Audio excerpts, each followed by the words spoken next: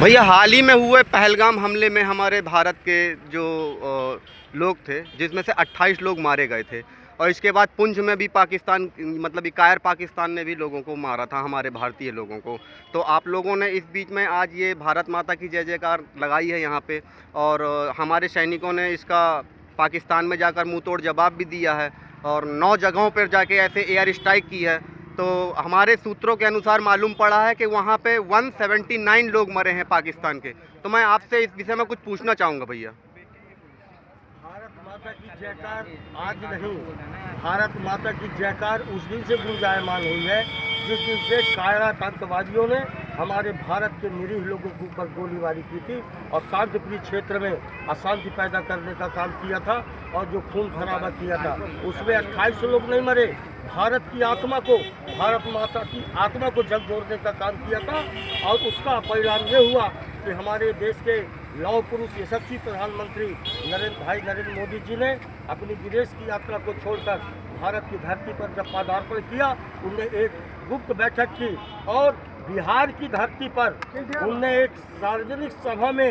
ये हुंकार भरी थी कि आतंकवाद और पाकिस्तान ये कान खोलकर सुन ले कि हम आने वाले समय में वो काम करेंगे जिसकी कल्पना आतंकवाद को नहीं होगी और आतंकवाद का हम सफाया करेंगे। और इस बीच में उनने भारत को सुरक्षा कवच को मजबूत करते हुए और भारत की सेना को आदेशित किया और भारत की सेना ने भारत माता का हुंकार भर के भारत की धरती से पाकिस्तान के उन 9 आतंकवादी अड्डों को नष्ट करने का काम किया और दुर्दांत आतंकवादियों को मारने का काम किया। इतना भर नहीं, पाकिस्तान ने जब भारत पर वार किया तो पाकिस्तान का एक भी अस्त्र शस्त्र काम नहीं किया, उसको हमने निष्फल किया और अपने राफेल के माध्यम से भारत की धरती से ही हमने पाकिस्तान को लूहलुहान करने का काम किया है। पाकिस्तान अकेले भारत से युद्ध नहीं लड़ रहा था, पाकिस्तान के साथ तुर्की भी देश था और रूस भी मदद कर रहा था। तुर्की और रूस नहीं, हाँ जी था और हमारा भारत 3 देश से युद्ध कर रहा था। लेकिन हम धन्यवाद ज्ञापित करते हैं, हम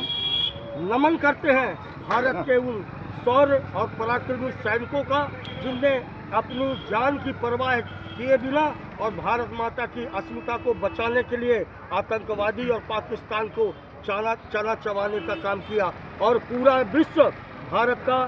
लोहा माना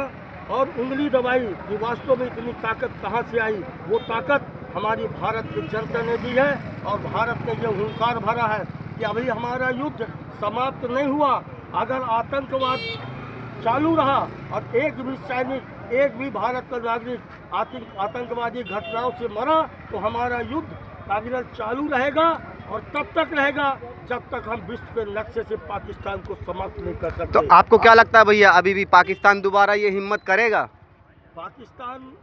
कई बार ऐसे मौके आए हैं, चाहे वो शांति वार्ता अटल जी की रही हो, चाहे शांति वार्ता हमारे पूर्व प्रधानमंत्री लाल बहादुर शास्त्री जी की रही हो, चाहे हमारी शांति वार्ता पूर्व प्रधानमंत्री इंदिरा गांधी जी की रही हो। उनने हमेशा हमारे पूर्व प्रधानमंत्री अटल बिहारी वाजपेयी ने शांति वार्ता के लिए बस यात्रा लेकर गए थे और बस यात्रा में वहाँ के नवाज शरीफ, वहाँ के प्रधानमंत्री ने ये शहबाज शरीफ जी गले मिलकर नवाज शरीफ ने एक दोस्ती का हाथ बढ़ाया था। भारत को ये कल्पना नहीं थी, हमारे राष्ट्र नेतृत्व अटल बिहारी वाजपेयी जी को भी ये कल्पना नहीं थी कि जो पीछे हाथ गले मिलने के लिए लग रहे हैं वो मेरे पीठ पे खंजर भोगने का काम किया जा रहा है। और उनने कारगिल युद्ध छेड़ा और हमने हुंकार भरी। अमेरिका ने हस्तक्षेप किया, रात्रि में कहा कि पाकिस्तान कह रहा है कि मैं परमाणु छोड़ूंगा,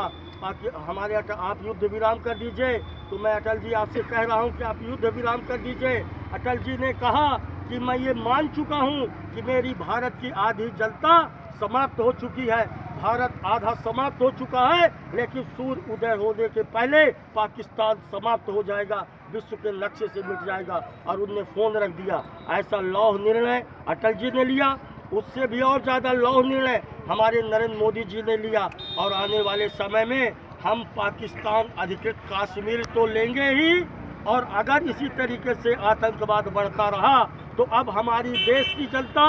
सैनिकों के साथ मिलकर पाकिस्तान की ओर भारत माता की जयकार के साथ कूच करने वाली है।